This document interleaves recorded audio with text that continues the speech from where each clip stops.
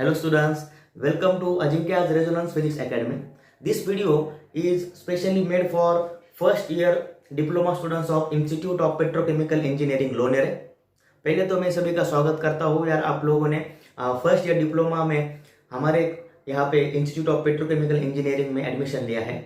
तो my self Ajinkya Wakchaure. तो हम यार इस वीडियो में पढ़ने जा रहे हैं unit first of applied physics. जो हमारा सब्जेक्ट है वो है भाई अप्लाइड फिजिक्स, ठीक है। अप्लाइड फिजिक्स, सिंपली फिजिक्स नहीं है, this is the applied physics. और उसका कोड जो है वो subject code DPH 1201, DPH 1201, this is the code of our subject applied physics. There are basically 6 units in applied physics. 6 unit होंगे, उसमें यार हम पहला यूनिट पढ़ने जा रहे हैं, that is the general physics. So in general physics we are going to learn about the properties of matter. Matter की प्रॉपर्टी हम जनरल फिजिक्स में पढ़ने वाले हैं। तो असल में यार मैटर के जो स्टेट्स होते हैं, there are 3 states of matter जो आपने 10th में भी पढ़े होंगे, सॉलिड्स, लिक्विड्स एंड गैसेस। तो यार ये सॉलिड, लिक्विड और गैस जो होते हैं, तो इनको यार क्लासिफाई किस बेस पे किया है। तो हमें मालूम है यार यार एक वर्ड हमने सुना होगा शायद कि इंटरमॉलिक्यूलर फोर्सेस या इंटरमॉलिक्यूलर फोर्स जो होता है। What is intermolecular force? Intermolecular force का मतलब होता है the force of attraction between 2 molecules is called as intermolecular force. Intermolecular मतलब 2 मॉलिक्यूल के बीच में जो फोर्स होता है that is called as intermolecular force. The force of attraction, थोड़ी सा डिफिनेशन हमें ध्यान में रखने हैं क्योंकि यार डिफिनेशन 2 मार्क्स के लिए, 1 मार्क्स के लिए इंपॉर्टेंट होती है। सभी डिफिनेशन जो मैं लूंगा वो इंपॉर्टेंट होंगी एग्जाम के लिए, ठीक है। तो इंटरमॉलिक्यूलर फोर्स क्या होंगे? The force of attraction, the force of attraction between, the force of attraction between 2 molecules is called as intermolecular force. So यार ये इंटरमॉलिक्यूलर फोर्स से हम डिफाइन करते हैं कि सॉलिड क्या होंगे या फिर लिक्विड क्या होंगे, फिर गैस क्या होंगे। हमें मालूम है यार सॉलिड जो होता है, solid has some definite shape and size. Solid को कुछ एक पर्टिकुलर शेप होता है, लिक्विड को यार, और लिक्विड को और गैस को वैसा पर्टिकुलर शेप होता नहीं है। लिक्विड और गैस जिस वेसल में होंगे, जहां पे होंगे, वो उस वेसल का वो शेप ले लेते हैं। तो यार सॉलिड को यार जनरल शेप क्यों होता है और लिक्विड में और गैसेस को जनरल शेप क्यों नहीं होता है, यही हमें यार इस चैप्टर में ज्यादा से पढ़ना है। तो इंटरमॉलिक्यूलर फोर्स जो होता है इन सॉलिड्स, हमें ध्यान में रखना है कि यार there are 3 states of matter. ये होगा सॉलिड, दूसरा होगा भाई लिक्विड और लास्ट होगा हमारे लिए गैस। ओके, तो इन सॉलिड्स, सॉलिड में क्या होता है कि ये जो इंटरमॉलिक्यूलर फोर्स होता है, intermolecular force in solid is very strong. ये यहाँ पे वेरी स्ट्रांग होता है, बहुत ज्यादा होता है। ओके, सॉलिड के जो मॉलिक्यूल्स होते हैं, मान लो यार अभी क्या है, ये डस्टर है, ये सॉलिड है, तो यार इसमें भी जो मॉलिक्यूल्स होंगे, तो सॉलिड के मॉलिक्यूल के बीच में जो फोर्स होता है दैट इज इंटरमॉलिक्यूलर फोर्स, ये सबसे स्ट्रांग होता है। इसकी वजह से क्या होता है कि 2 मॉलिक्यूल जो है भाई आपस में यार स्ट्रांगली ज्वाइन हो जाते हैं, स्ट्रांगली अट्रैक्ट होते हैं, इसीलिए इसको एक जनरल शेप आ जाता है, ठीक है। तो सॉलिड में ये इंटरमॉलिक्यूलर फोर्स जो होता है ये सबसे स्ट्रांग होता है, स्ट्रांगेस्ट इसे बोल सकते हैं, ठीक है। Intermolecular force is very large, very strong in solids. Compare to solid, solid से कंपेयर करेंगे तो लिक्विड में ये फोर्स थोड़ा सा वीक होता है, ठीक है। कंपेरेबल, अगर सॉलिड से हम लिक्विड को कंपेयर करेंगे, in comparison with the solid, the intermolecular force in liquid is weak। तो इसकी वजह से क्या होता है कि यार लिक्विड को एक पर्टिकुलर शेप नहीं होता है।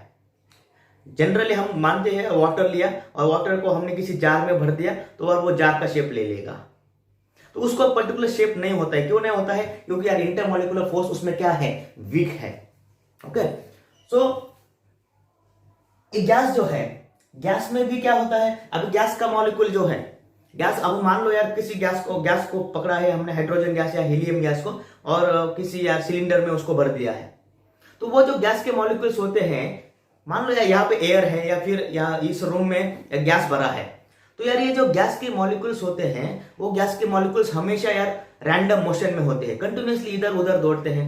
The molecules of the gas are always in random motion, वो हमेशा इधर उधर भागते रहते हैं। तो इसका मतलब यार वो अगर वो मॉलिक्यूल इधर उधर भाग रहे हैं तो उनके बीच का जो इंटरमॉलिक्यूलर फोर्स होगा वो सबसे कम होगा। तो लिक्विड और सॉलिड के कंपैरिजन में गैस में जो इंटरमॉलिक्यूलर फोर्स होता है वो बहुत कम होता है, वीकेस्ट बोल सकते हैं, सबसे कम यार इसमें होता है। ये आपने 10th में असल में किया है, ठीक है। तो what is intermolecular force? The force of attraction between two molecules is called intermolecular force. The intermolecular force is strongest in case of solid, it is weak in comparison with solid in liquid. Liquid में ये week होता है और gas में तो सबसे कम होता है, इसलिए लिक्विड और गैस को एक जनरल शेप नहीं होता है, ठीक है। तो यार ये हमें 10th में भी पता होता है, मगर इंटरमॉलिक्यूलर फोर्स की डेफिनेशन थोड़ा सा ध्यान में रखो, ठीक है। तो नोट्स साथ में ही बनाओ। अभी यार ऑनलाइन की वजह से थोड़ा सा नोट्स जब यहाँ पे लिखता हो तभी नोट्स बनाएंगे तो अच्छा होगा। तो उसके बाद यार हम असल में क्या करने वाले हैं कि यार ये जो जनरल फिजिक्स है हमारा, प्रॉपर्टीज ऑफ मैटर, उसको दो पार्ट में पढ़ने वाले हैं। दो पार्ट में मतलब प्रॉपर्टीज ऑफ सॉलिड पढ़ेंगे पहले और दूसरे में पढ़ेंगे प्रॉपर्टीज ऑफ फ्लूइड्स। फ्लूइड, अब यार फ्लूइड का मतलब जनरली हम लेंगे, फ्लूइड का मतलब क्या होता है? फ्लूइड का मतलब होता है the substance that can flow is called as fluid. Fluid का मतलब एनीथिंग दैट कैन फ्लो, बहने वाला जो भी कुछ होगा that is called as fluid. तो फ्लूइड में दो पार्ट आएंगे यार, लिक्विड और दूसरा क्या कहेंगे? गैस, ठीक है ना। लिक्विड भी फ्लो होता है, गैस भी फ्लो होता है, तो इसलिए फ्लूइड्स में दो कैटेगरी आएंगे, लिक्विड और गैस में आएंगे, ठीक है। तो यार ये फ्लूइड जो है जनरली हम फ्लूइड जो है वो जनरली हम पकड़ लेते हैं लिक्विड है। गैस के बारे में ज्यादा हम इसमें भी ज्यादा बात नहीं करेंगे, हम तो लिक्विड के बारे में ज्यादा चर्चा करेंगे। तो मगर यार दो पार्ट में हम पढ़ने वाले हैं, प्रॉपर्टीज ऑफ सॉलिड और दूसरा प्रॉपर्टीज ऑफ फ्लूइड्स। तो पहले तो चालू करते हैं भाई प्रॉपर्टीज ऑफ सॉलिड्स। तो ये प्रॉपर्टीज ऑफ सॉलिड का मतलब है कुछ डेफिनेशंस हमें इसमें पढ़नी है। असल में करना क्या है प्रॉपर्टीज ऑफ सॉलिड में, तो हमें मैं पहले ओवरव्यू बता देता हूं कि मैं क्या पढ़ने वाला हूं। प्रॉपर्टीज ऑफ सॉलिड में हम पढ़ेंगे इलास्टिसिटी, प्लास्टिसिटी, बाद में कुछ और प्रॉपर्टीज पढ़ेंगे, स्ट्रेस, स्ट्रेन, ऐसे कुछ जनरल प्रॉपर्टीज है उनकी जो हम पढ़ने वाले हैं और बहुत ही सिंपल है, ठीक है। तो यार पहले पढ़ते हैं प्रॉपर्टीज ऑफ सॉलिड में कुछ डेफिनेशंस, इंपॉर्टेंट डेफिनेशंस में यहाँ पे लिखता हूं। पहला डेफिनेशन लिख रहा हूं डिफॉर्मेशन, तो आप भी नाम डाला करो और मेरे साथ लिखा करो, ठीक है। तो deformation, first definition is deformation. So what is deformation? तो यार मान लो यार कोई सॉलिड हमारे पास है, मान लो ये सॉलिड पेन है हमारे पास है, तो अगर मैं यार इसको यार फोर्स लगाऊंगा, ज्यादा फोर्स लगाऊंगा तो क्या हो जाएगा रे? ये ब्रेक हो सकता है ज्यादा फोर्स लगाने के बाद। या मान लो हमारे पास कुछ रबर है, रबर, ठीक है। तो अगर मैंने रबर को फोर्स लगाया तो रबर को फोर्स लगाने के बाद उसकी लेंथ क्या हो जाएगी? चेंज हो जाएगी। उसकी साइज क्या हो जाएगी? चेंज हो जाएगी। तो यार कुछ फोर्स लगाने के बाद बॉडी का शेप और साइज क्या हो जाता है? चेंज हो जाता है। तो इसी को हम कहते हैं भाई डिफॉर्मेशन। तो डिफॉर्मेशन का मतलब है द चेंज इन साइज और shape of a body due to applied force is called as deformation. तो what is deformation? The change in shape और साइज, ये ध्यान में रखना है। चेंज इन शेप और size of a body, okay, क्यों? Due to applied force. Applied force, जो फोर्स हम लगाते हैं उस फोर्स की वजह से बॉडी का शेप और साइज चेंज होना, that is called as deformation, okay. So deformation का डेफिनेशन बहुत ही इजी है, फिर से एक बार बोलता हूं, द चेंज इन शेप और size of a body due to applied force is called as deformation, okay. तो यार डिफिनेशन लिखा करो डिफॉर्मेशन। तो यार ये हो गई डिफॉर्मेशन। तो यार जिस फोर्स की वजह से डिफॉर्मेशन होता है, डिफॉर्मेशन होने का मतलब क्या है कि बॉडी का शेप और साइज चेंज होना। The force due to which the shape और size of a body changes, that force is called as deforming force. जिस फोर्स की वजह से बॉडी में डिफॉर्मेशन होगा, that force is called as deforming force. The force, सीधा सीधा definition एक लाइन में हो सकता है, the force which produces deformation is called as deforming force. जिस फोर्स की वजह से डिफॉर्मेशन होता है that is deforming force. Force which produces, आप डिफिनेशन पूरे में लिखो, the force which produces deformation is called as deforming force. ये भी डिफिनेशन इंपॉर्टेंट है, ठीक है। जो फोर्स हम लगाएंगे उसकी वजह से बॉडी का शेप साइज चेंज होगा, that is deforming force, okay. कोई दिक्कत नहीं है इसमें, ओके। मगर यार कुछ बॉडीज ऐसी हैं, अब देखते हैं। फॉर एग्जांपल हमारे पास रबर है, ठीक है। रबर की यार मान लो यार ये रबर की ओरिजिनल साइज इतनी थी, ये रबर है, ओके ठीक है, इसकी ओरिजिनल साइज इतनी थी। मान लो यार इसके ऊपर यहाँ पे इस साइड में एक फोर्स लगाया, इस साइड में इधर फोर्स लगाया, इसको ऐसे खींचा मैंने। अब खींच रहा हूं इसका मतलब मैं फोर्स अप्लाई कर रहा हूं। Due to this applied forces, इस फोर्स की वजह से क्या होगा, इस रबर की साइज क्या हो जाएगी, बढ़ जाएगी। Length of the rubber will get increase, वो इंक्रीज हो जाएगी उसकी लेंथ। तो रबर में क्या हो गया भाई, डिफॉर्मेशन। जिस फोर्स की वजह से डिफॉर्मेशन हुआ है उसको क्या कहेंगे, डिफॉर्मिंग फोर्स, जो आपने लगाया है, ठीक है। तो यार ये जो डिफॉर्मिंग फोर्स होगा इंपॉर्टेंट है।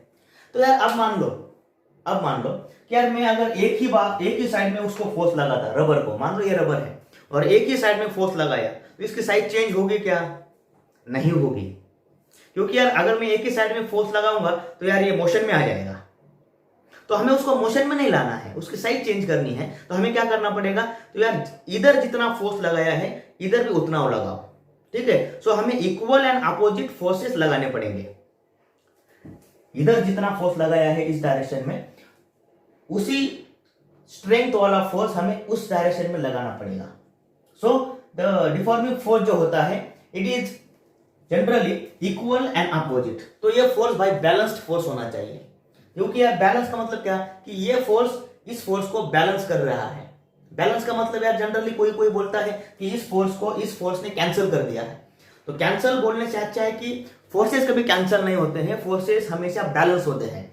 तो यार इस फोर्स को इस फोर्स ने बैलेंस किया है, तो डिफॉर्मिंग फोर्स हमेशा क्या चाहिए, जनरली बैलेंस्ड चाहिए। तो अगर बैलेंस नहीं होगा तो ये एक ही साइड में चला जाएगा, ओके। तो कुछ मटेरियल्स ऐसे होते हैं, कुछ बॉडीज ऐसी होती है, मान लो इसके ऊपर हमने डिफॉर्मिंग फोर्स लगा दिया, due to this deforming force उसकी साइज चेंज हो गई, okay. Due to applied force size change हो गई, डिफॉर्मेशन आ गया।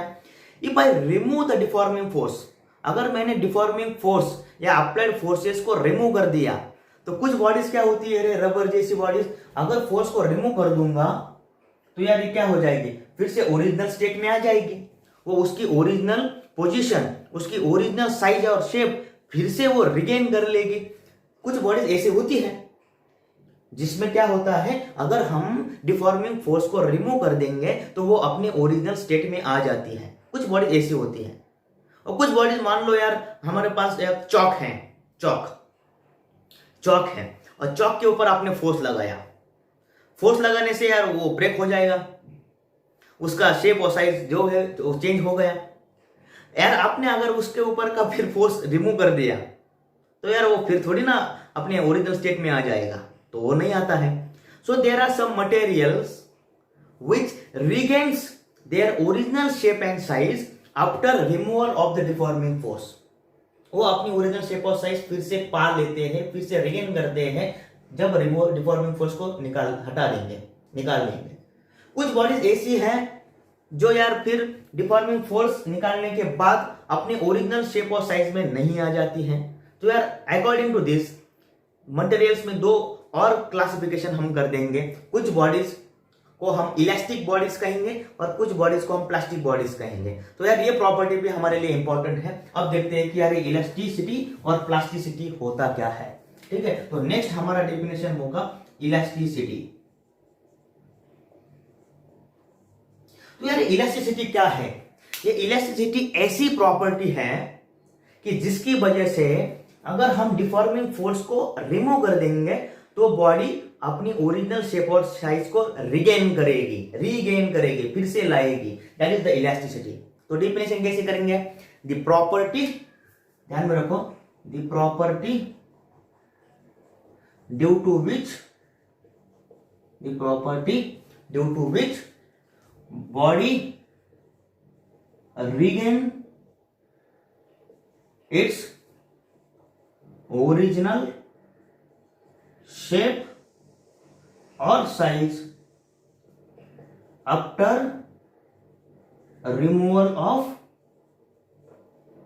डिफॉर्मिंग फोर्स, ठीक है। The property due to which body regains its original shape और size after removal of deforming force is called as elasticity. उसको इलास्टिसिटी कहते हैं। तो आपको मालूम है, फॉर एग्जांपल यार एग्जांपल उसके हैं, बहुत हैं यार। एक रबर तो है, इलास्टिक है, तो यार स्टील जो होता है, steel material, it is also elastic, ठीक है। और मान लो यार क्वार्ट्ज नाम का जो क्रिस्टल होता है, क्वार्ट्ज, ये भी क्या होता है, इलास्टिक एक्सेट्रा। तो यार आप सोचोगे कि स्टील कहां से इलास्टिक होगा यार, तो आगे जब चैप्टर में पढ़ेंगे तो आपको पता भी चल जाएगा कि स्टील भी क्या होता है भाई, इलास्टिक होता है, पढ़ाएंगे आगे, डोंट वरी अबाउट इट, ठीक है। तो रबर, स्टील, क्वार्ट्ज, ये सब क्या है भाई, इलास्टिक मटेरियल है, या फिर वो यार असल में वो इलास्टिसिटी प्रॉपर्टी को शेव करते हैं, ठीक है। तो यार मैंने यहाँ पे जो एग्जांपल लिखे हैं ये इलास्टिक बॉडीज के एग्जांपल है, ठीक है। तो यहाँ पे ही मैं एक और डेफिनेशन कर देता हूं, इलास्टिक बॉडीज, ठीक है, इलास्टिक बॉडी। फिर तो इलास्टिक बॉडी का मतलब क्या है, इलास्टिसिटी इज द प्रॉपर्टी, ठीक है, इलास्टिसिटी इज द प्रॉपर्टी। और इलास्टिक बॉडी ये एक जनरल बॉडी है, कुछ भी बॉडी है जो इलास्टिसिटी को शो करती है। तो इलास्टिक बॉडी की डेफिनेशन क्या होगी, the body which shows the elasticity property is called as elastic body. मगर हम एग्जाम में डेफिनेशन कोई भी लिखो, डजंट मैटर, कि अगर आप लिखते हो the body which shows the property of elasticity is called as elastic body लिखोगे तब भी चलेगा, या फिर द बॉडी ऐसे लिखेंगे, the body which regains its original shape or size after removal of deforming force is called as elastic body। Definition कैसे करेंगे, डेफिनेशन इसकी भी इजी है, इलास्टिक बॉडी की मैं बता रहा हूं, आप थोड़ा सा पॉज करके इसको लिखो कि इलास्टिक बॉडी की डेफिनेशन क्या होगी, the body which regains its original shape or size after removal of deforming force is called as elastic body। that is what the elastic body, उसको इलास्टिक बॉडी कहेंगे, ठीक है। तो इलास्टिक बॉडी के example क्या होंगे, रबर, स्टील, क्वार्ट्ज एक्सेट्रा, ठीक है। ग्लास भी इलास्टिक है, ठीक है, ग्लास भी इलास्टिक होगा। नेक्स्ट डेफिनेशन होगा भाई प्लास्टिसिटी। तो अभी प्लास्टिसिटी का मतलब यार क्या होगा, ये ऐसी प्रॉपर्टी है, the property due to which body does not regain its original shape और size after removal of deforming force.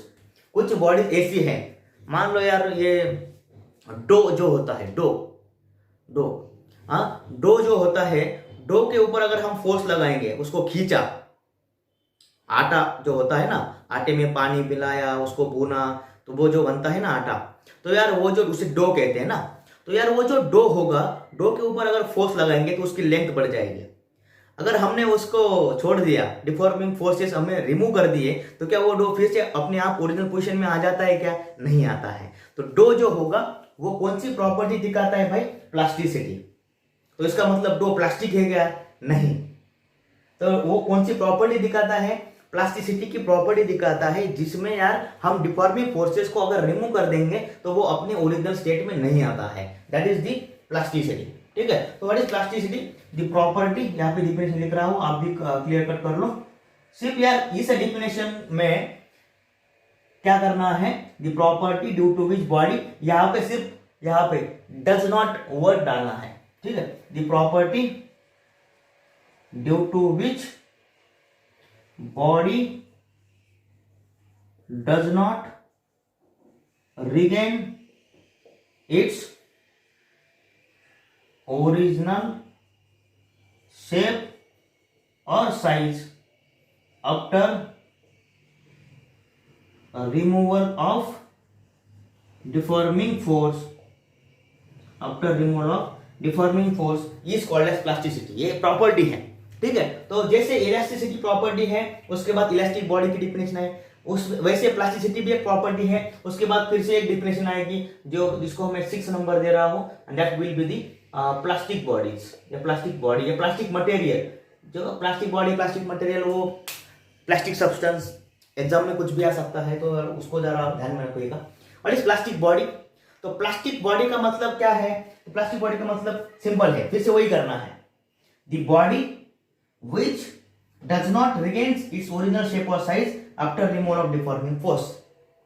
पता चल रहा है क्या बोल रहा हूं, the body, डिफिनेशन लिखो, कुछ तो करो, डिफिनेशन लिखो, the body which does not regain, body which does not regain its original shape or size after removal of deforming force is called as plastic body। इसके एग्जांपल्स क्या होंगे, तो इसके एग्जांपल मान लो मड जो होता है, मड इसका एग्जांपल है, या फिर डो इसका एग्जांपल है, ठीक है, एक्सेट्रा। तो यार ये मड, डो, या क्ले जिसको बोलते हैं क्ले, ये सभी क्या है, प्लास्टिक बॉडीज है। तो प्लास्टिक बॉडी का मतलब यार उसमें पॉलीथीन होता है ऐसा नहीं है, ठीक है। तो प्लास्टिक बॉडी का मतलब जो ओरिजिनल शेप को फिर से नहीं ला सकते उसको बोलते हैं plastic body. So these are some definitions, deformation, deforming force, elasticity, elastic body, plasticity और प्लास्टिक बॉडी। इन डिफिनेशन को भाई अच्छे से करो, इनमें से कुछ आ सकते हैं डिफिनेशन एग्जाम में, इंपॉर्टेंट है, ठीक है।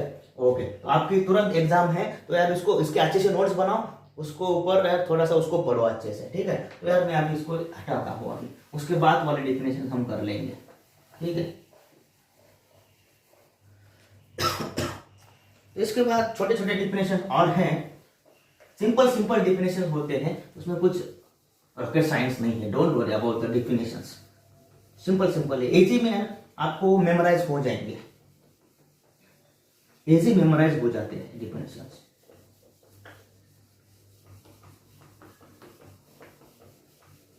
ओके, तो उसके बाद वाली जो डिफिनेशन है, अब यार ये जो हमने कहा है क्या डिफॉर्मिंग फोर्स होता है, या फिर ये जो इलास्टिसिटी है, इलास्टिसिटी में क्या होता है, बॉडी यार अपने आप जब हम डिफॉर्मिंग फोर्स को रिमूव कर देंगे तो बॉडी अपने आप यार अपने ओरिजिनल स्टेट में आ जाती है।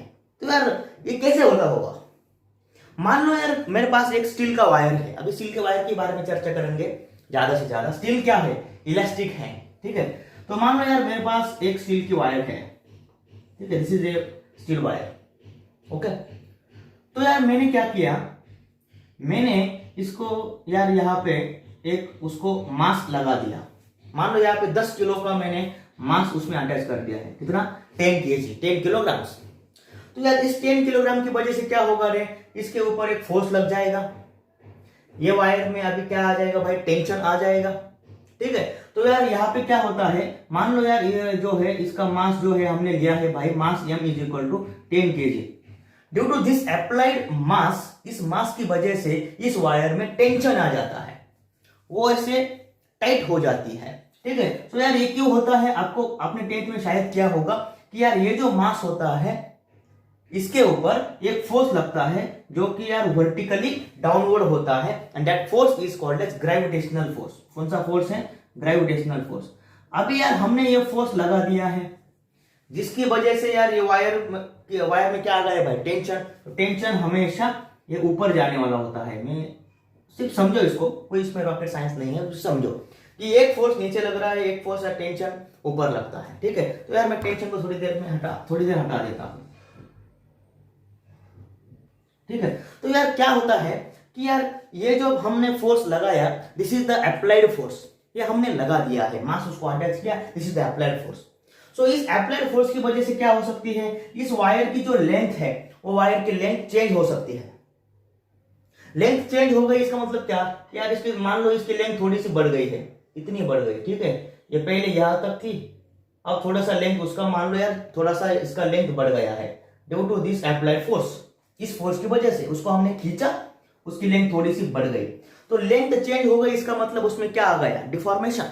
यहाँ पे डिफॉर्मिंग फोर्स कौन है, this is the deforming force, gravitational force. इसकी वजह से उसकी लेंथ क्या हो गई, चेंज हो गई, तो यहाँ पे इतना डिफॉर्मेशन आ गया है। मान लो यार मैंने उसको हटा दिया, if I remove the deforming force, जैसे ही मैंने डिफॉर्मिंग फोर्स हटा दिया तो यार ये वायर फिर से ऊपर चली गई।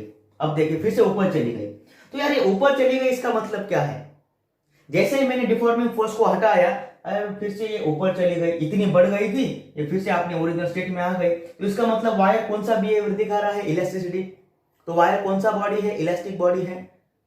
तो यार ये ऊपर क्यों गया, तो यार इसको नीचे जब हमने फोर्स लगाया था, ड्यू टू दैट फोर्स ये नीचे की तरफ थोड़ा सा बढ़ गया। क्यों बढ़ गया, क्योंकि यार उसको नीचे की तरफ कोई तो खींच रहा था, this is the applied force. जैसे मैंने अप्लाइड फोर्स को रिमूव किया तो यार ये ऊपर चला गया, इसका मतलब यार इसको ऊपर भी किसी ने तो खींचा होगा, ऊपर भी एक तरफ का इसका यहाँ पे कुछ तो फोर्स होगा जिसने यार ऊपर इसको खींच लिया। क्या वो टेंशन था क्या, नहीं, वो को टेंशन नहीं बोल सकते। तो यार कोई तो अंदर की तरफ फोर्स है, वायर के अंदर कुछ तो फोर्स था जिसने यार वायर को फिर से ऊपर खींच लिया। तो क्या होता है थोड़ा सा समझना है कि when we apply an external force on a material, जब हम कुछ एक्सटर्नल फोर्स अप्लाई करते हैं, डिफॉर्मिंग फोर्स लगाते हैं, तो मटेरियल के अंदर में मान लो ये डिफॉर्मिंग फोर्स इधर लग रहा है, अब देखना है ये डिफॉर्मिंग फोर्स है, ठीक है, ये डिफॉर्मिंग फोर्स है। तो यार जब हम डिफॉर्मिंग फोर्स लगाते हैं तो मटेरियल के अंदर एक इंटरनल, ध्यान में रख, एक इंटरनल रिस्टोरिंग फोर्स जनरेट होता है। कौन सा फोर्स? Internal restoring force. इसका मतलब क्या? जैसे हमने डिफॉर्मिंग फोर्स लगाया उसकी लेंथ बढ़ गई, तो मान लो यार लेंथ बढ़ गई, इसका मतलब जो दो मॉलिक्यूल्स होंगे उनके बीच का डिस्टेंस भी बढ़ गया, क्योंकि पहले तो वो इतने डिस्टेंस पे थे, मान लो ये यहाँ पे था और ये यहाँ पे था, तो यार इतना डिस्टेंस था, अब इसकी लेंथ बढ़ गई तो इन दोनों के बीच का डिस्टेंस भी बढ़ गया। अगर ये डिस्टेंस बढ़ जाएगा, ये डिस्टेंस बढ़ने से क्या होता है, तो यार इन दोनों के बीच में जो अट्रैक्टिव फोर्स है वो बढ़ जाता है। तो ये क्या करता है, ये वाला जो ऊपर वाला मॉलिक्यूल जो है इस नीचे वाले मॉलिक्यूल को ऐसे ऊपर खींचना चाहता है, और ये भी क्या करता है, इसको नीचे खींचने की कोशिश करता है। तो उनके बीच में ही फोर्स सेटअप हो जाता है। जैसे ही हमने डिफॉर्मिंग फोर्स लगाया, लेंथ मटेरियल का बढ़ गया, साइज शेप चेंज हो गया। तो जैसे ही डिफॉर्मिंग फोर्स लगाते हैं तो मटेरियल के अंदर मॉलिक्यूल्स के बीच में यार इंटरनल रिस्टोरिंग फोर्स तैयार हो जाता है, ठीक है। तो यार ये फोर्स और ये फोर्स जो है कुछ हद तक ये दोनों फोर्सेस की मैग्नीट्यूड सेम होती है। इसका मतलब अगर नीचे 10 न्यूटन का फोर्स लग रहा है तो इंटरनल रिस्टोरिंग फोर्स जो होगा वो भी 10 न्यूटन का ही होता है, मगर यार उनकी डायरेक्शन अपोजिट होती है कुछ हद तक, ओके, कुछ हद तक, okay, within some limit. ये मैं बात कर रहा हूं, मैं आगे फिर से पढ़ाऊंगा, डोंट वरी अबाउट इट। सिर्फ मैं क्या बोल रहा हूं इसको सुन, कि डिफॉर्मिंग फोर्स की वजह से इंटरनल रिस्टोरिंग फोर्स अंदर में सेटअप हो जाता है। तो यार due to this internal restoring force क्या होता है, देख, जैसे ही ये अभी यार ये मॉलिक्यूल के बीच में हुआ है और ये मैंने लगाया है, जैसे ही मैंने डिफॉर्मिंग फोर्स को हटा दिया, जैसे मैंने डिफॉर्मिंग फोर्स को हटा दिया, यार ये अंदर का फोर्स तो बचता है, एक्सटर्नल फोर्स गया, नीचे की तरफ जो फोर्स था उसको हटा दिया, मगर यार ये ऊपर की तरफ जो लग रहा है दिस इंटरनल रिस्टोरिंग फोर्स, वो तो मटेरियल के अंदर में है। तो वो क्या करता है, तो यार due to this force, material के अंदर में जो फोर्स लगा है दिस इंटरनल रिस्टोरिंग फोर्स की वजह से मटेरियल फिर से ऊपर जाता है और अपने ओरिजिनल स्टेट में आ जाता है। This is the basics of elasticity. तो यार होता क्या है, तो in the deformed state, deform state का मतलब जब उसकी साइज बड़ी हुई है, deform state, the magnitudes of deforming force and the internal restoring force are same. दोनों के मैग्नीट्यूड्स क्या होते हैं, सेम होते हैं, मगर दोनों के डायरेक्शंस क्या होते हैं, opposite. When we remove the deforming force, the only force remain in the material is the internal restoring force. Due to this internal restoring force, material regains its original shape and size. इसकी वजह से मिलता है। तो यार ये internal restoring force होता क्या है, क्या हमने उसको लगाया है? नहीं, हमने लगाया नहीं है, मगर हमारी वजह से वो तैयार हुआ है। कैसे? जैसे हमने उसको नीचे खींचा तो यार अंदर के मॉलिक्यूल्स अपने आप एक दूसरे के ऊपर फोर्स लगाते हैं और वो पीछे जाना चाहते हैं, ठीक है, ओके। तो this is what called as internal restoring force and this is the basics of elasticity. इसी वजह से इलास्टिसिटी का प्रॉपर्टी है, ठीक है। तो यार इंटरनल रिस्टोरिंग फोर्स का डेफिनेशन हमें लिखना होगा। तो इंटरनल रिस्टोरिंग फोर्स का मतलब क्या है? इंटरनल रिस्टोरिंग फोर्स जो होता है, या सिर्फ रिस्टोरिंग फोर्स जो होता है, रिस्टोरिंग फोर्स का मतलब होता है ऐसा फोर्स जो मटेरियल की ओरिजिनल जो शेप और साइज है उसको रिस्टोर करने में मदद करता है। That is the internal restoring force, okay. तो इंटरनल रिस्टोरिंग फोर्स की डेफिनेशन हम यार लग सकते हैं, ये कब तैयार होता है? जब डिफॉर्मिंग फोर्स हम लगाते हैं, ओके। तो डेफिनेशन कैसे करेंगे? डेफिनेशन थोड़ा सा लंबा हो सकता है, मगर यार बहुत ही इजी है। When deforming forces are applied, when deforming forces are applied, then internal restoring forces are set up in a body, okay, वो सेटअप हो जाते हैं, which restores the original shape and size, जो ओरिजिनल शेप और size को restore कर दे, that is the internal restoring force. ये डेफिनेशन भी इंपॉर्टेंट है, ओके, 2 मार्क्स के लिए आती है कभी कभार, but internal restoring force when deforming forces are applied then the internal restoring forces are set up in a body and which restore the original shape and size. या simply आप लिख सकते हो ऐसा force, the force which restores the original shape and size of a body is called internal restoring force. ये अंदर के अंदर है, एक्सटर्नल फोर्स को रिमूव कर देंगे, अंदर वाला फोर्स बचेगा, वो मटेरियल को पीछे ले जाएगा, ठीक है। This is the internal restoring force, watch करके डेफिनेशन को लिख लो, ठीक है। तो यार इसके बाद एक और 2 डेफिनेशन कर लेंगे, बाद में इस आगे जाएंगे, ठीक है। तो उसके बाद होता है डेफिनेशन, अब यार ये इंपॉर्टेंट टॉपिक है, इसके ऊपर सवाल आएगा ही आएगा, स्ट्रेस। Stress, okay, stress. तो अभी स्ट्रेस की डेफिनेशन बहुत इजी है, पहले डेफिनेशन पढ़ा था वो बाद में आगे जाएंगे। What is stress? So stress is defined as the applied force per unit cross sectional area, ठीक है। The applied force per unit cross sectional area is called as stress. तो स्ट्रेस का मतलब होता है simply, stress is defined as the applied force per unit cross sectional area. जैसे कि मैंने आपको अभी बोला है कि इन द डिफॉर्म्ड स्टेट, ये नोट ही लिख ही दो यार किधर, तो ये नोट लिखो किधर तो पहले, या इन द डिफॉर्म्ड स्टेट मतलब क्या, जब मटेरियल डिफॉर्म हुआ है, ठीक है, जब मटेरियल डिफॉर्मेशन की स्टेट में है, उसकी लेंथ बढ़ी हुई है, इन द डिफॉर्म्ड स्टेट, ये वाली उसको अच्छे समझो, इन द डिफॉर्म्ड स्टेट क्या होता है कि जो हमारा डिफॉर्मिंग फोर्स होता है, डिफॉर्मिंग फोर्स ध्यान में रखो, डिफॉर्मिंग का मतलब वही तो है भाई, applied. Deforming force is equal to internal restoring force, ठीक है। ये चीज कब तक है भाई, within the elastic limit, वो लिमिट में है, तो मैं पढ़ाऊंगा आगे within the elastic limit का मतलब क्या होता है। अब तक के लिए ये ध्यान रखो यार, स्ट्रेस जो होता है, stress is the applied force per unit cross sectional area. या अप्लाइड फोर्स का मतलब डिफॉर्मिंग फोर्स होता है, और उसको हम रिस्टोरिंग फोर्स भी लिख सकते हैं। तो इसको हम अगर ऐसे लिखेंगे, कई किताबों में ऐसा भी हो सकता है, restoring force per unit cross sectional area, ठीक है। Restoring force per unit cross sectional area is also called as stress. So what is the SI unit for stress? SI unit क्या आएगा, शायद आपने एसआई यूनिट 10th में पढ़ा होगा। तो फोर्स अपॉन एरिया होता है, फोर्स का एसआई यूनिट क्या होता है, newton, divided by cross sectional area, area का यूनिट क्या होता है, metre square. So SI unit of the stress is newton per metre square. So what is stress? अभी स्ट्रेस क्रॉस सेक्शनल एरिया का मतलब क्या है, मान लो यार ये हमारे लिए एक वायर है और इसके ऊपर हमने m नाम का कुछ मास उसको अटैच कर दिया है। तो इस मास की वजह से नीचे की तरफ एक फोर्स लगेगा जो हम कहेंगे ग्रेविटेशनल फोर्स है, और वही हमारे लिए क्या होगा, अप्लाइड फोर्स, ठीक है। This is the deforming force, applied force, सब यही है ग्रेविटेशनल फोर्स।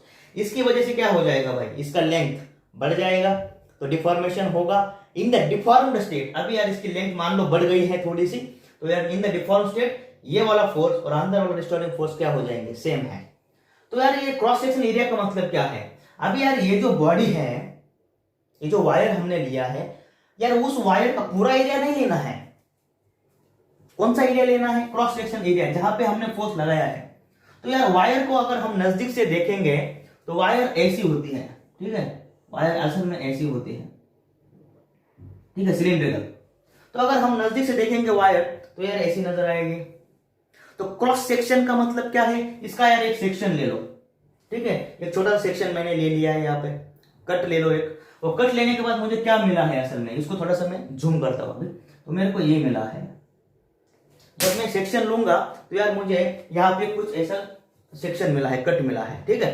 तो यार ये जो क्रॉस सेक्शनल, इसे बोलेंगे भाई क्रॉस सेक्शनल एरिया, इसे क्या बोलेंगे, cross sectional area. So cross sectional area of a wire is the area of a circle, area of a circle. ये सर्कल नजर आएगा हमें, नजदीक से अगर वायर देखेंगे ऐसे ऐसे नजदीक से अगर वायर देखेंगे तो यार ये सर्कल नजर आएगा, इसका सेक्शन लेंगे तो ये सर्कल हो बन जाएगा। सो द वायर का जो क्रॉस सेक्शन एरिया होगा, it is the area of a circle, it is simply pi r square. तो ये बन जाएगा भाई पाई आर का स्क्वायर, कोई दिक्कत यहाँ पे नहीं है, इसकी रेडियस होगी कुछ तो। So area of a circle is nothing but the cross section area of a wire. Cross section area of a wire का मतलब हो एरिया ऑफ ए सर्कल। मान लो यार हमारे पास एक क्यूब है, क्यूब, ठीक है, एक क्यूब है, जैसे पनीर का क्यूब होता है, चीज का क्यूब होता है, वैसे ये क्यूब है मान लो, ठीक है, दिस इज ए क्यूब।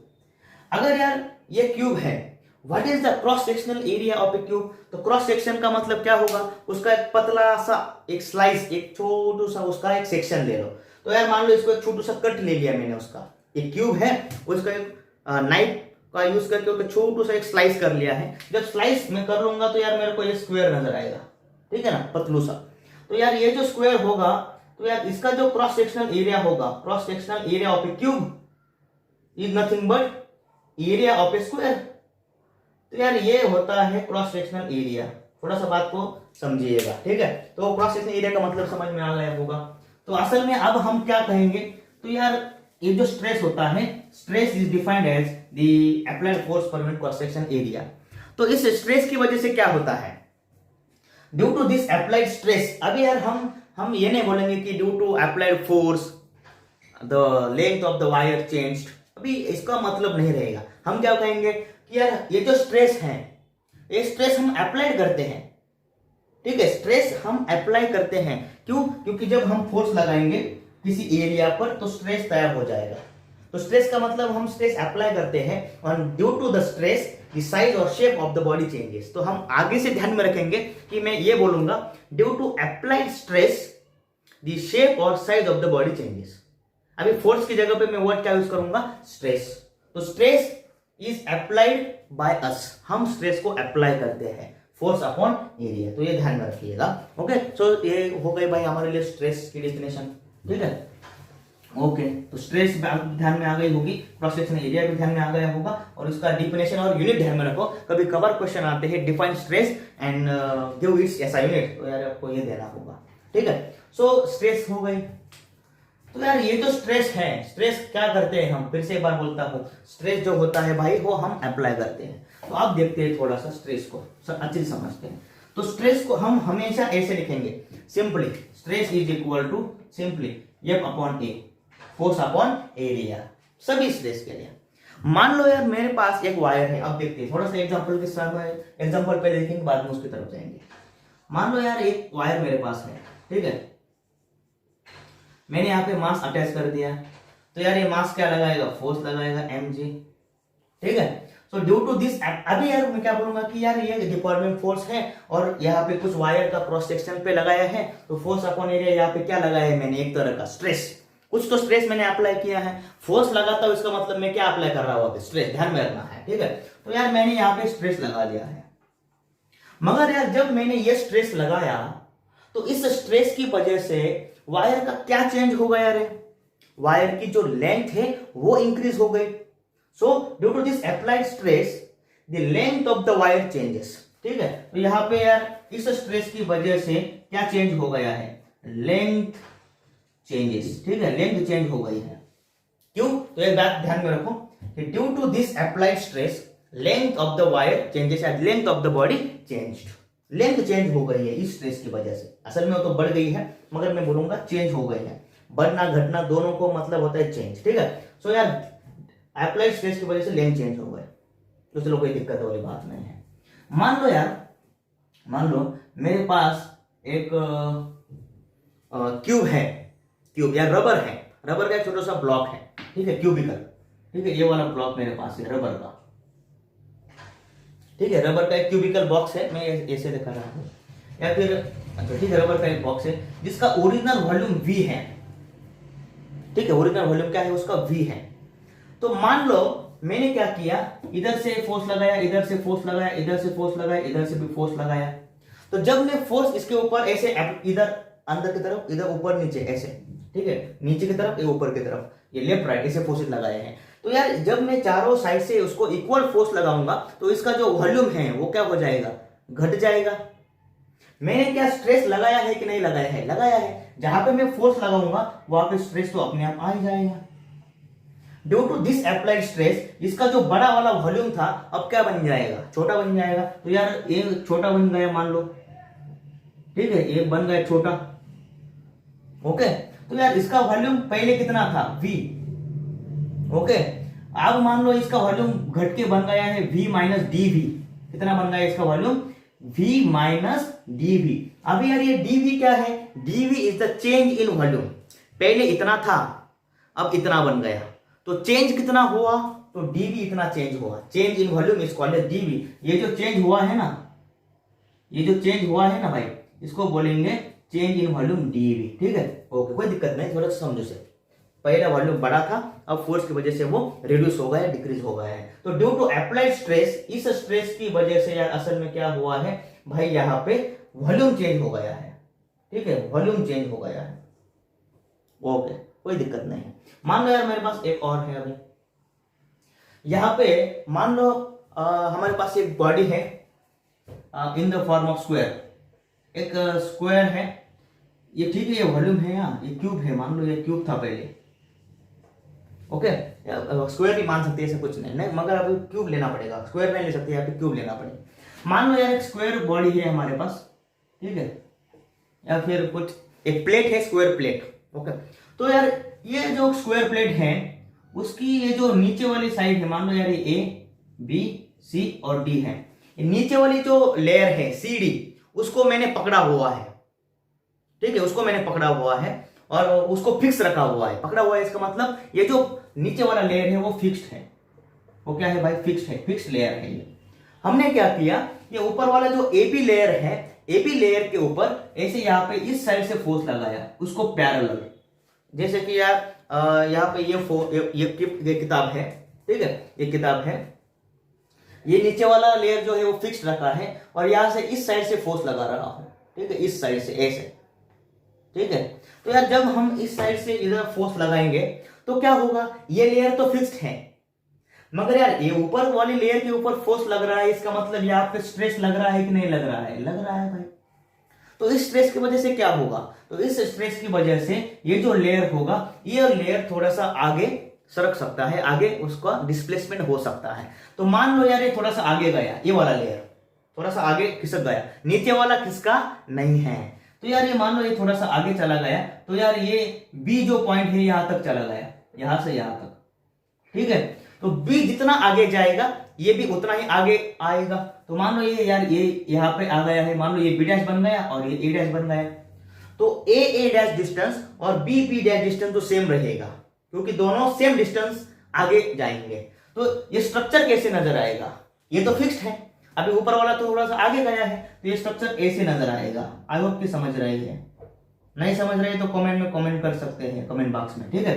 तो यार पहले तो ये स्क्वायर था, अभी थोड़ा सा ऐसे झुक गया है, तो यार ये स्क्वायर का बन गया, अभी मान लो यहाँ पे पैरेललोग्राम। क्या बन गया? पैरेललोग्राम। तो यहाँ पे यार इस स्ट्रेस की वजह से इसका क्या चेंज हो गया, पहले था स्क्वायर अब बन गया पैरेललोग्राम, तो इसका शेप चेंज हो गया। तो इस स्ट्रेस की वजह से इसका भाई शेप चेंज हो गया है। तो यार स्ट्रेस अप्लाई करने के बाद कभी कभार लेंथ चेंज होती है, कभी वॉल्यूम भी चेंज हो सकता है और कभी कभार शेप भी चेंज हो सकता है। आप कौन सा स्ट्रेस लगाते हो इसके ऊपर है, कैसा स्ट्रेस लगाते हो इसके ऊपर है, ठीक है। तो यार जो स्ट्रेस की वजह से लेंथ चेंज होती है, कुछ स्ट्रेस की वजह से वॉल्यूम चेंज हो सकता है, कुछ स्ट्रेस की वजह से शेप भी चेंज हो सकता है। तो according to this stress is classified in 3 types. स्ट्रेस के 3 तरह के टाइप्स होते हैं। पहला टाइप अभी देखते हैं, ठीक है। तो मैं इसको थोड़ा सा स्ट्रेस को इसको मैं थोड़ा सा हटाता हूं, ये नोट भी आपने लिखी होगी। तो यार अभी डेफिनेशन आपको आ जाएगा। तो 3 मार्क्स 2 मार्क्स 3 मार्क का क्वेश्चन नहीं है, ओके। 3 मार्क के लिए बहुत ही सिंपल क्वेश्चन है। स्ट्रेस इज इक्वल टू क्या होता है भाई, फोर्स अपॉन एरिया। 3 मार्क के लिए बहुत इजी क्वेश्चन है।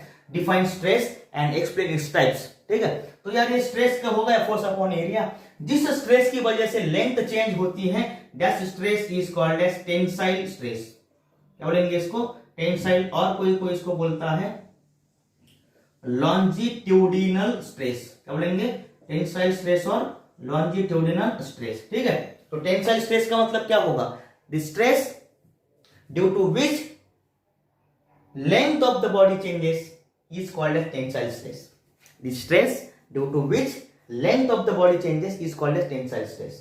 दूसरा जो है इसकी वजह से क्या चेंज हो गई भाई, इस स्ट्रेस की वजह से वॉल्यूम, तो उसको कोई बोलता है वॉल्यूम स्ट्रेस, क्या बोलेंगे, वॉल्यूम स्ट्रेस, और यार कोई कोई इसको कंप्रेसिव स्ट्रेस भी बोलते हैं, कंप्रेसिव, ठीक है, कंप्रेस कर दिया है उसको, कंप्रेसिव स्ट्रेस, दोनों सेम है, दोनों सेम है, ठीक है, और है ये। तो वॉल्यूम स्ट्रेस का मतलब क्या है, the stress due to which volume of the body changes, it is called as volume stress. इसका क्या मतलब है, the stress due to which length of the body changes, length, यहाँ पे क्या चेंज होगा, वॉल्यूम। और तीसरा जो स्ट्रेस है भाई उसको बोलेंगे, थर्ड स्ट्रेस जो है इसको नाम दे देंगे शियर स्ट्रेस। उसको क्या नाम है भाई, शियर स्ट्रेस। तो शियर स्ट्रेस का मतलब क्या होगा, the stress due to which shape of the body changes, it is called as shear stress. तो तीन तरह के स्ट्रेस हो गए। तो क्वेश्चन भी यार ध्यान में रखिएगा, define stress and explain the types of stress. 3 marks के लिए शायद आ सकता है, इंपॉर्टेंट हो सकता है, मुझे मालूम नहीं क्या आएगा, मगर यार ये स्ट्रेस जो होता है इट की रिप्रेजेंटेशन फोर्स अपॉन एरिया। तो टेंसाइल, वॉल्यूम और शियर स्ट्रेस होते हैं। टेंसाइल का मतलब चेंज इन लेंथ, वॉल्यूम का मतलब चेंज इन वॉल्यूम, और शियर का मतलब चेंज इन शेप। इस तरह से स्ट्रेस होते हैं, और स्ट्रेस हम अप्लाई करते हैं, ठीक है। Stress is applied by the external agent, external agent stress को अप्लाई करते हैं, ठीक है। तो यार यहाँ पे हम अभी रुक रहे हैं फिलहाल के लिए। तो यहाँ पे हमने आज जो पढ़ा है, it is the deformation, deforming force, elasticity, elastic body, plasticity, plastic body, ठीक है। तो उसके बाद देखा हमने कि यार इलास्टिसिटी कैसे आती है, इंटरनल रिस्टोरिंग फोर्स कैसा क्रिएट होता है, वो उसका काम क्या है, रिस्टोरिंग फोर्स का मतलब यार ओरिजिनल पोजीशन रिस्टोर करना, नाम में ही है restoring force, original position, original shape और साइज रिस्टोर करना, ठीक है। तो और लास्ट वाला हमने पढ़ा है बाय स्ट्रेस, ये भी इंपॉर्टेंट टॉपिक है, उसमें टाइप्स भी पढ़े हैं, ओके। तो यार उसके अच्छे से नोट्स बनाओ, डेफिनेशन बनाओ, डायग्राम्स बनाओ, और फिर हम अगले वीडियो में कुछ अगले वाले टॉपिक्स पढ़ेंगे, स्ट्रेन, उसके बाद Hooke's law, Young's modulus, bulk modulus, modulus of rigidity, वे टॉपिक पढ़ के प्रॉपर्टीज ऑफ सॉलिड को हम खत्म कर देंगे, ठीक है। तो यार this is the first part of general physics, पहला यूनिट का पहला पार्ट है ये, तो इसको अच्छे से कर लो, ठीक है। थैंक यू, मिलेंगे अगले वीडियो में।